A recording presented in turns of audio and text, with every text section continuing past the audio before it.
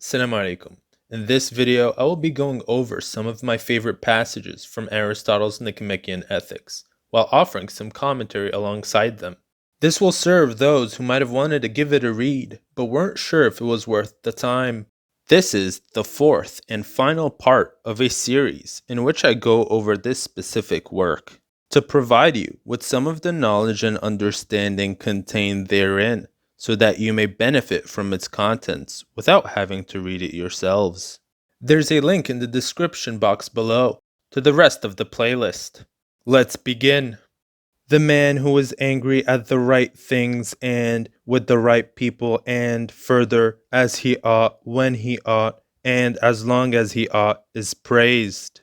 This will be the good-tempered man, then, since good temper is praised. For the good-tempered man tends to be unperturbed, and not to be led by passion, but to be angry in the manner, at the things, and for the length of time that reason dictates.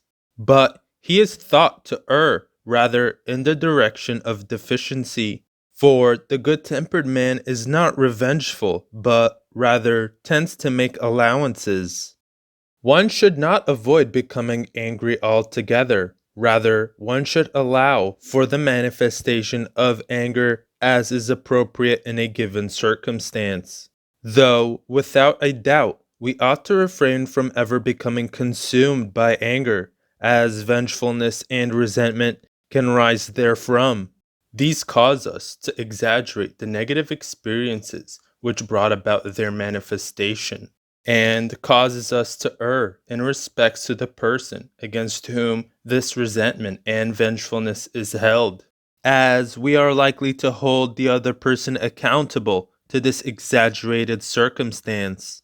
We also err in respects to ourselves, since the manifestation of such vengefulness or resentment will lower our general quality of life. If consumed by their manifestation, they become the bedrock upon which we perceive future experiences. One should remain vigilant against the tendencies towards vengefulness and resentment, since this can lead to an extreme point where one begins to loathe their very existence, which can eventually introduce suicidal thoughts. This is something that can come about quite quickly in the case of those that are consumed by resentment.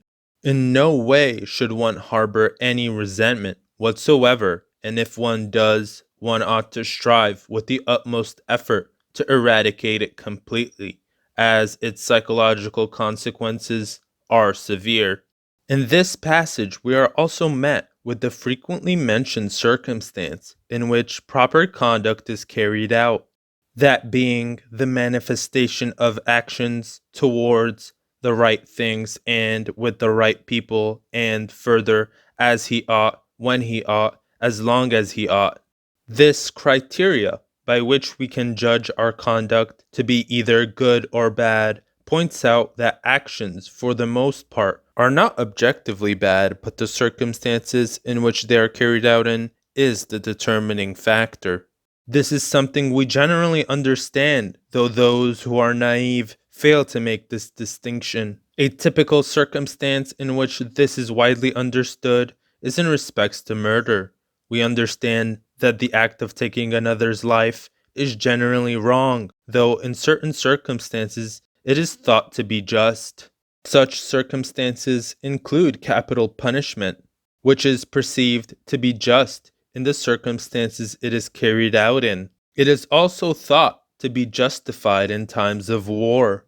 This criteria is applicable to a wide range of actions, including theft. Islamically speaking, this criteria can more or less be applied, though with certain exceptions, as in the case of theft. Acts of theft are generally frowned upon, even when it comes to one's enemies, or if one finds themselves in extreme situations of need. Generally, it is understood that if one finds themselves in need in such extreme situations, one ought to instead ask for assistance from the rest of the community. If one has no food, it is expected that the community would come to their assistance, and this is applicable to the rest of one's needs.